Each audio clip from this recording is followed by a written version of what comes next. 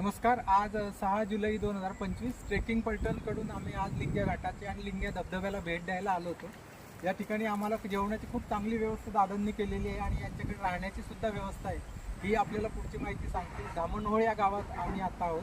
आपल्याला पुढची माहिती लक्ष्मण दादा सांगतील.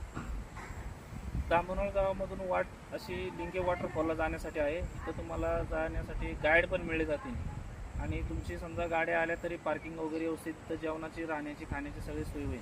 राहण्याची व्यवस्था गावामध्ये? हो, गावामध्ये. किती लोकांची व्यवस्था होईल? 30. एक दिवस आधी आपण त्यांना सांगा. त्याचे मी नंबर, ते 2-3 नंबर त्यांच्या डिस्क्रिप्शनमध्ये देतो आहे.